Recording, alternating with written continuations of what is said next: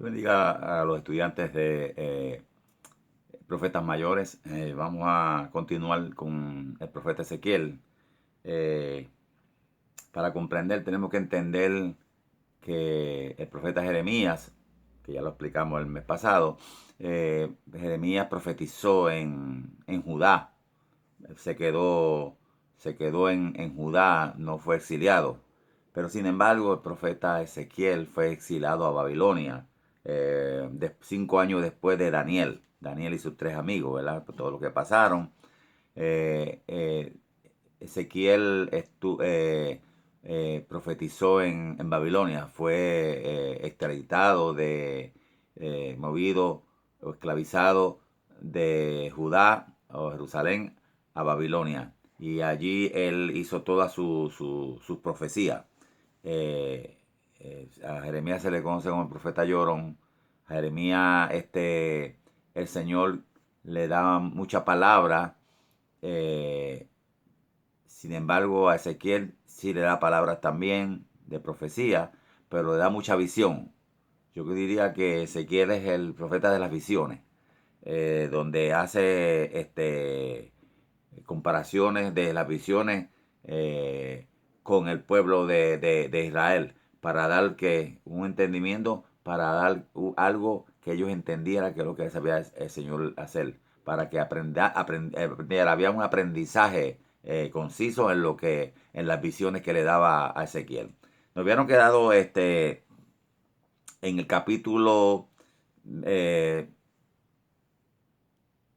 las hermanas 23, las hermanas fornicarias, fíjese, que dice: vino a mí palabra de Jehová diciendo, hijo de hombre, hubo dos mujeres hijas de una madre, las cuales fornicaron en Egipto en su juventud, fornicaron. Allí fueron apretados sus pechos, allí fueron estrujados sus pechos virginales. Y se llamaba la mayor Ahola y su hermana Aholiba, las cuales llegaron a ser mías y dieron a luz hijos e hijas, y se llamaron Samaria a Ola y Jerusalén a Oliva. Y ahora aconteció que fornicaron aún estando en mi poder, y se enamoró de sus amantes los sirios vecinos, vestidos de púrpura, gobernadores y capitanes, jóvenes codiciables, todos ellos jinetes que iban a caballo. Bueno, vamos a explicar que por qué habla dos hermanas. Bueno, eh, al pueblo de Dios se le describe como dos hermanas fornicarias. Porque Samaria del norte era del reino del norte y Jerusalén, que era del reino del sur. Este, Se les llama fornicaria porque cometieron estas dos personas que describe Jehová a Ezequiel. Son dos mujeres que fornicaron, literalmente. Pero le está dando a entender, le está describiendo Jehová a Ezequiel, que asimismo hizo Samaria, el reino del norte, y Jerusalén, el reino del sur. Judá, el reino del sur. Hicieron lo mismo, fornicaron, pero espiritualmente, porque se fueron con otros dioses, a adorar a otros dioses y hacer caso a esas otras naciones, como Sirio, Egipto y otras naciones más. Así que de eso se trata el capítulo 23. Entonces, el capítulo 25, 26 y 33, pues le está dando las profecías a Amón de lo que va a suceder. Son profecías largas, ¿verdad? Que sí tienen un entendimiento precioso, pero yo estoy tratando de darle las profecías más importantes de este libro de Ezequiel, que son bellas y preciosas. En el 25 le da una profecía sobre Amón, ¿verdad? Contra Moab, y contra el 26 contra Tiro. El 33. Ajá. Entonces, el capítulo 34 de 34, de 7 al 16, dice que es bastante importante esta profecía. En el 29 es profecía contra Egipto. Acuérdense que Egipto significa el mundo, pecador, porque de ahí Dios sacó al pueblo de Dios con la ayuda de Moisés, el caudillo. Egipto simboliza, es tipo del mundo pecador, de ahí lo sacó. Entonces ahora todavía el pueblo seguía pecando contra Egipto, le da profecías a Egipto, le da y sigue hablando sobre todas esas profecías, pero vamos a leer el capítulo 34, del 7 al 16.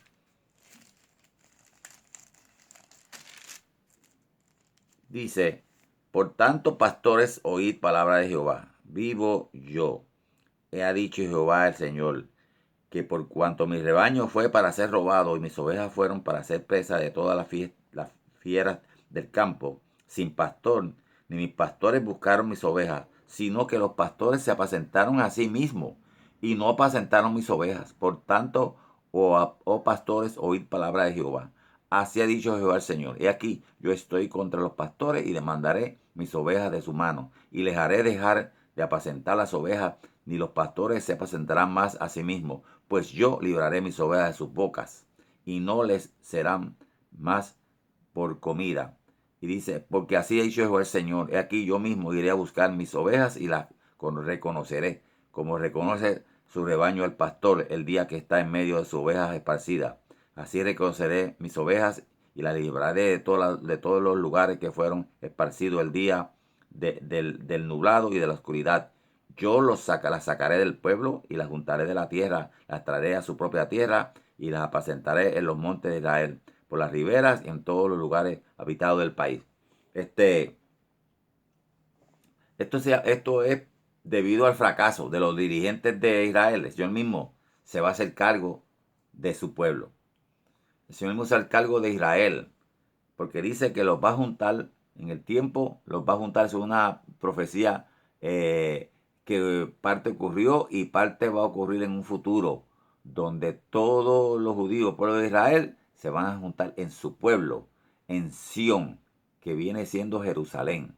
Allí mismo los va a juntar como para guardarla, como un pastor junta sus ovejas y las alimenta y las cuida, le da seguridad. Y esto podemos decir que estas situaciones están ocurriendo ahora mismo en este tiempo, donde hay pastores que por pandemia o por huracanes, por ciertas cosas, porque no hay muchos ingresos, eh, han abandonado el rebaño que Dios le dio para alimentarlo. Han abandonado el rebaño que Dios le dio para protegerla. Pero Dios se va a encargar de ese rebaño. Siempre Dios se encarga de ese rebaño. Pero también se va a encargar de los pastores que no fueron fieles. Dios, perdóneme. Entonces,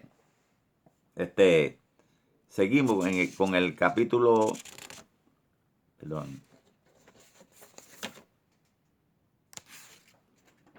capítulo 34, 23. Dice el mismo capítulo, y levantaré sobre ella a un pastor, y él las apacentará a mi siervo David. Él las apacentará y les será como por pastor. Yo Jehová les seré por Dios, y mi siervo David príncipe en medio de ellos. Yo Jehová he hablado. Levantaré sobre ella un pastor. Fíjense lo que dice ahí, ¿verdad? Este pastor, ¿quién es? El Mesías. Este pastor es Jesucristo, quien vendrá en el mundo mediante el linaje de David. Eso es una profecía mesiánica, donde dice que Cristo vendrá a pastorear su iglesia. Cristo vendrá a proteger su iglesia. Cristo vendrá a alimentar su iglesia. Y así tenemos que hacer. Ya Cristo no está. El Espíritu Santo es el que protege la iglesia. El Espíritu Santo es el que está elaborando en la iglesia. Es el que da los dones para protegernos, para edificarnos, para que podamos ser completamente edificados y buenos cristianos, para poder darle a otros lo que por gracia hemos recibido. Perdón. Estos cambios de clima pueden aún así. Así como su pueblo, ¿verdad? Así como él puso su vida por las ovejas, Cristo, así en el futuro el pueblo de Dios será que será devuelto a su tierra y el Mesías establecerá su reino de paz y de justicia. Porque en estos momentos no hay paz. No hay paz. Ni tampoco hay justicia.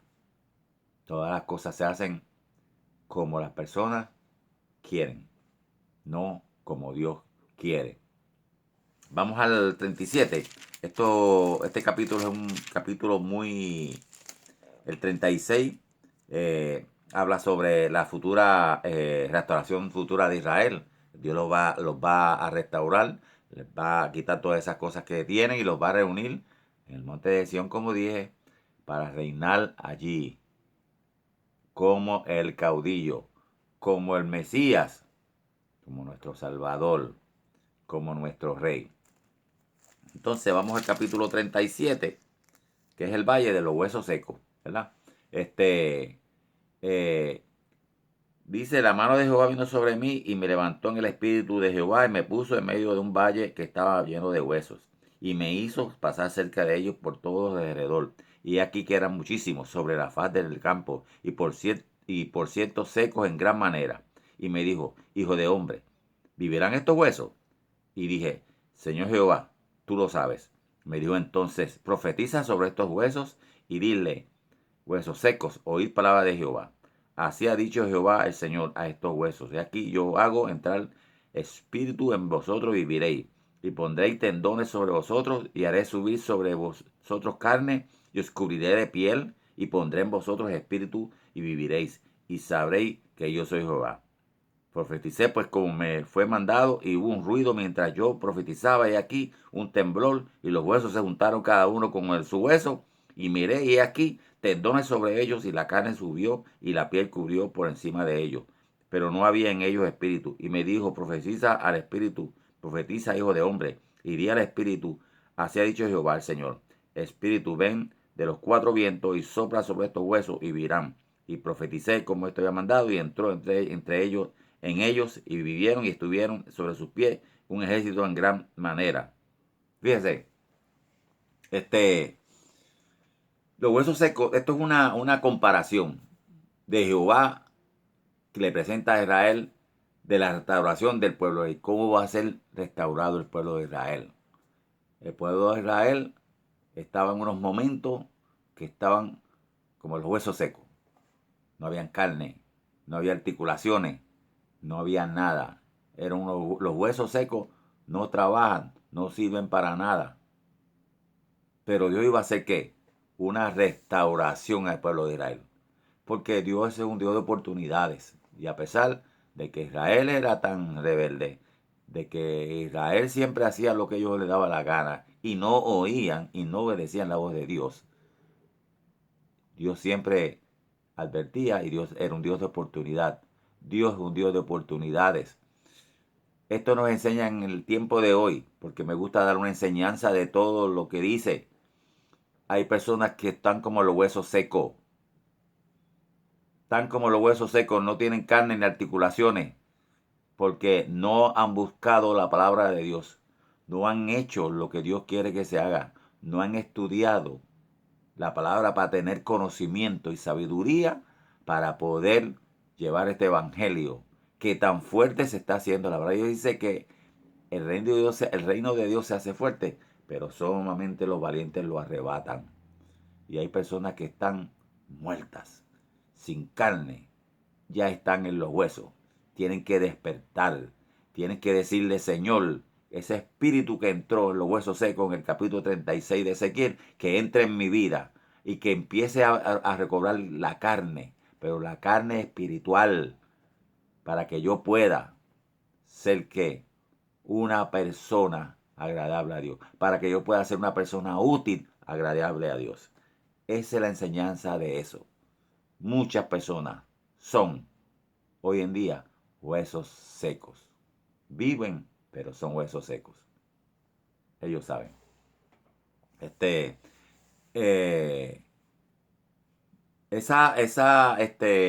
Eh, restauración se cumplió, parte dice se cumplió y parte se va a cumplir se cumplió primeramente en la época de Ciro, rey de Persia, ¿verdad? Pero se cumplió en tiempo y hubo un despertamiento espiritual. Y muchos judíos creerán en Jesucristo, creyeron en Jesucristo, y muchos judíos en ese tiempo creerán en Jesucristo, aceptarán a Jesucristo como el Mesías, antes que vuelva a establecerse que el reino de Dios. Amén. Entonces, en el capítulo 38, profecía contra Gog, ¿verdad? Del 1 al 23 dice: vino mi palabra de Jehová diciendo: he aquí, hijo de hombre, pon tu rostro contra Gog en la tierra de Magog, príncipe sobrenado de Mesec, Tubal, y profetiza contra él. Y dile: así ha dicho Jehová el Señor: he aquí, yo estoy contra ti, oh Gog, príncipe soberano de Mesec y Tubal, y te quebrantaré y pondré garfios en la quijada, y te sacaré a ti y a todo tu ejército, caballos y jinetes de todos equipados, gran multitud con paveses y escudos, teniendo todos ellos espadas, Persia, Cus y Cut, con ellos, todos ellos son escudos y yelmo.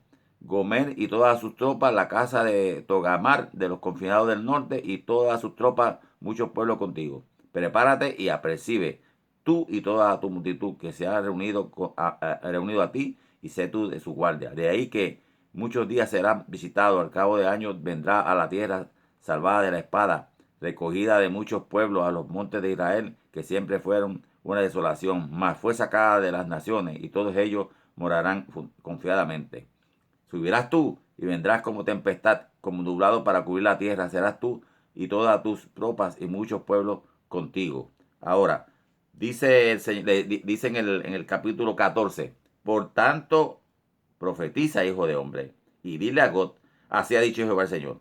Y aquí, en aquel tiempo, cuando mi pueblo Israel habite con seguridad, no lo sabrás tú, no lo sabrás tú, y vendrá de tu lugar, de la región del norte, tú y muchos pueblos contigo, todos ellos a caballo de gran virtud y poderosos ejércitos, y subirás contra mi pueblo Israel como nublado para crujir la tierra, será el cabo de los días, y te traeré sobre ti, sobre mi tierra, para que las naciones me reconozcan cuando sea santificado en ti, oh God, delante de sus ojos. Así ha dicho Jehová el Señor. ¿No eres tú aquel de quien hablé yo en tiempo pasado por mi espíritu los profetas de Israel, las cuales profetizaron aquellos tiempos que yo te había de traer sobre ellos? En aquel tiempo, cuando venga God contra la tierra de Israel y diga, y Jehová el Señor subirá mi ira y mi enojo, porque he hablado en mi celo y en el fuego de mi ira, que en aquel tiempo habrá gran temor sobre la tierra de Israel, porque los peces del mar y las aves del cielo, las bestias del campo y todas las serpientes que se arrastren sobre la tierra y todos los hombres que están sobre la tierra temblarán ante mi presencia, y se demorarán los montes y los vallados, y caerán todos muros, caerán en la tierra. Miren, eso está hablando, ¿verdad? De Gog. Se supone que Gog sea un líder, posiblemente la mayoría, mucha gente dice que Gog es un líder ruso. Es que Rusia siempre ha estado en contra de Israel. Y Magog eh, es Rusia. Magog es Rusia. Le está hablando a Rusia y a su líder en este momento. En este capítulo Ezequiel describe una coalición de naciones que harán un último ataque contra Israel. Esta profecía no se ha cumplido. Intentaron Egipto, cuando estaba el capitán, el general, el primer ministro Abel Nazar, y Israel le ganó la guerra por el aire, creo que en 1967. Por el aire le ganó la tierra. Entonces, pero en un futuro se van a unir esas naciones contra Israel en un último ataque, ¿verdad? ¿Para qué? Para atacar a Israel, procurando destruir la nación y poseerla. Todas las naciones idólatras de otros dioses, todos los musulmanes, todos los árabes quieren a Jerusalén, porque es la tierra bendecida de Dios. Todos la quieren, por eso quieren invadir a Israel. Por eso se van a unir, por eso se va a unir Gog, líder ruso, por eso se va a unir Magog, que es Rusia, contra Israel. Y al fin y al cabo las naciones no tendrán éxito. Al fin y al cabo no tendrán éxito. Serán derrotados por el Dios de nosotros, Jehová de los ejércitos. Porque Israel es cuidada por Dios. Porque Dios no se echa para atrás en las cosas que Él dice. Cuando Él dice algo, Él lo cumple. Usted tiene que estar seguro de las cosas que Dios le ha dicho, porque Él sí la cumple. Las personas no la cumplen, pero Él sí la cumple. Entonces, el 38, la futura batalla que se escribe aquí será dirigida por un descendiente de quién, de Jafet, tercer hijo de Noé. Es probable que estos países sean ubicados muy al norte de Israel. A ellos se unirán ejércitos del sur, del este y del sur. Estos países son aliados de los ejércitos de Gog, de Rusia, Persia, o sea, hoy Rusia. Cus es Etiopía. Y Put, donde dice ahí, es Libia. O cualquier otro país del norte del África. Pero también están algunos países árabes, como Irán, si quiere también Rusia, Libia, que quieren atacar y quedarse con Israel. Pero dice que ahí mismo dice lo que leímos, que Dios confundirá a los ejércitos invasores. Esa es la batalla, lo que se llama la batalla de Armagedón. En un tiempo lejano posiblemente, o no muy lejano, porque como están las cosas, las profecías se están cumpliendo. Y hay un desbarajuste en estos tiempos. Desbarajuste hasta en las mismas iglesias, que no saben a veces qué está sucediendo, porque no ponen atención a la palabra de Dios. Ya no se predica del arrebatamiento, ni se predica del infierno, porque mucha gente tiene temor de que los miembros se le vayan.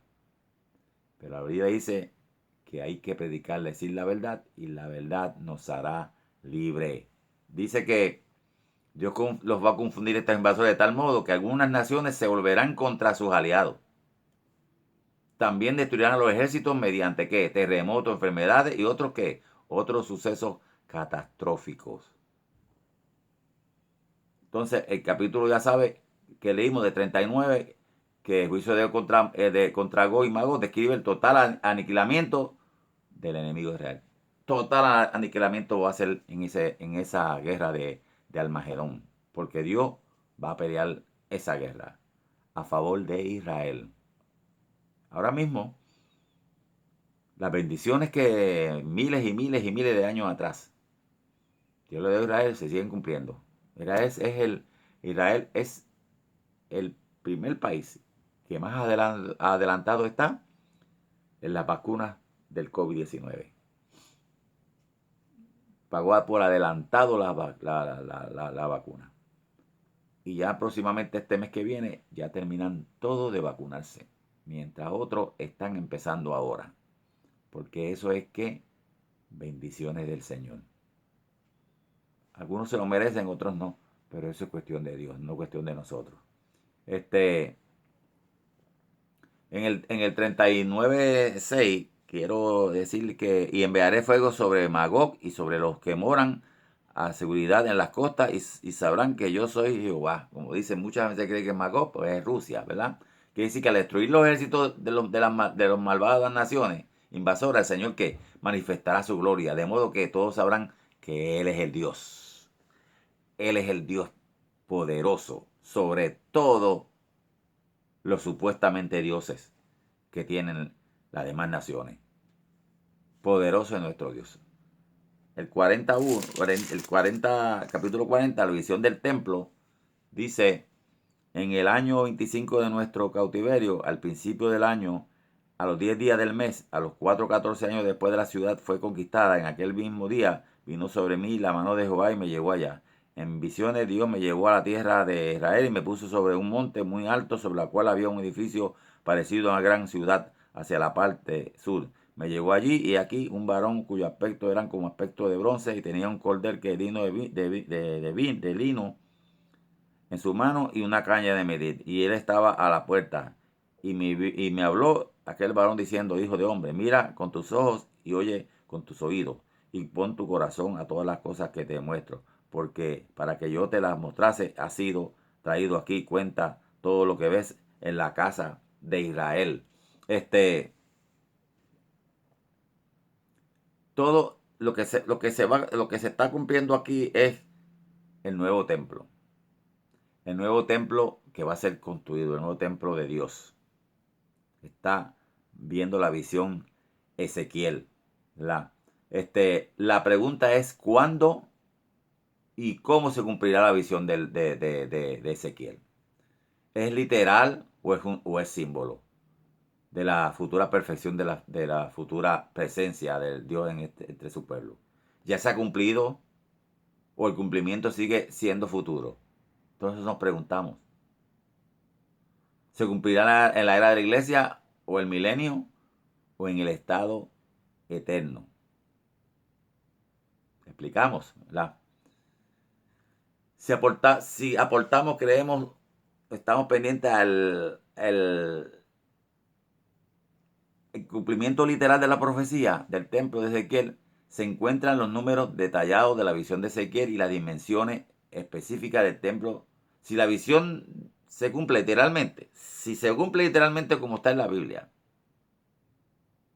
entonces el cumplimiento debe ser futuro, ya que nada lo describe en Ezequiel 40 ha tenido lugar hasta ahora, no ha tenido lugar hasta ahora, posiblemente sea en un futuro. En la visión figurativa del templo de Ezequiel, la visión del profeta simplemente relata que Dios volverá a morar en su templo, con su pueblo, en una relación perfecta. Si es figurativa, si es literal, no se ha cumplido. Va a ser un templo que lo puede ver con la vista. Pues sí, pero si es figurativa, entonces tiene que ver entonces con la relación con Dios, con el pueblo, con nosotros los cristianos. Va a ser una relación más grande que antes, mejor, perfecta, sabia, con mucha sabiduría, ¿verdad?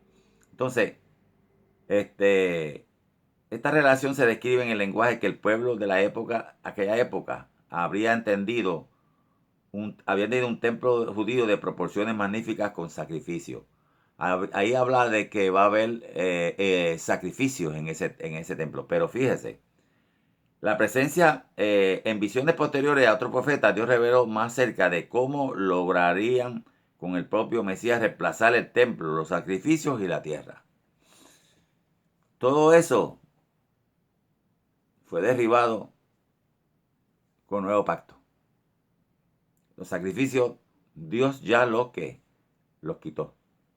Si no hay el sacrificio más ni en el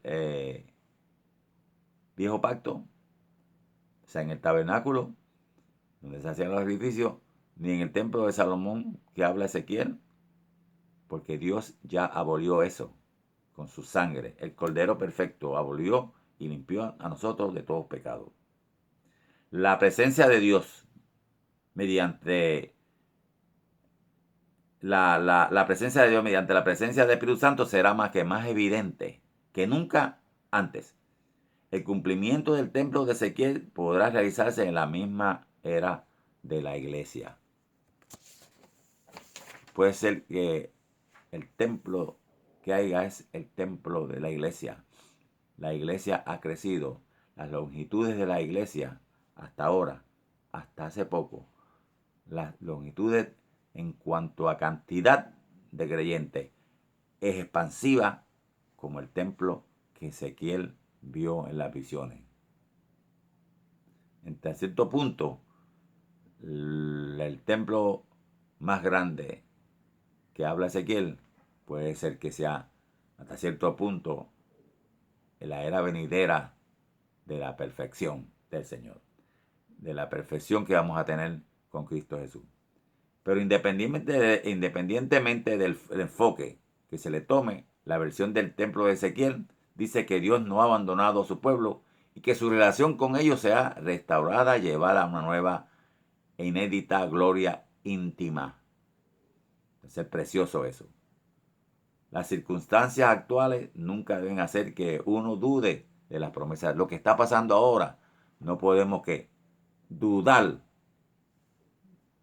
de que Dios va a cumplir todas sus promesas, todas sus promesas. Así que nos quedamos ahora para el próximo capítulo. Para la semana que viene ya le voy a dar las preguntas. El lunes que viene o el martes que viene le voy a dar las preguntas y para que las conteste. Este examen vale doble, pues son tres exámenes que tienen que tener. Ya tienen uno que yo les di, ahora voy a dar otro que vale doble. Espero que el examen lo contesten pronto. Yo se lo voy a dar a la ASO. Tienen 4, 5, 6 días antes del otro lunes para que lo den. O sea, hoy estamos a 8. Yo creo que es entonces 7 días. El lunes que viene les mandaré las preguntas por WhatsApp. Entonces tienen martes, miércoles, jueves, viernes para contestarlas. Para que entonces la próxima semana ustedes me la envíen. Y seguimos entonces con el libro de Ezequiel. Dios me lo bendiga.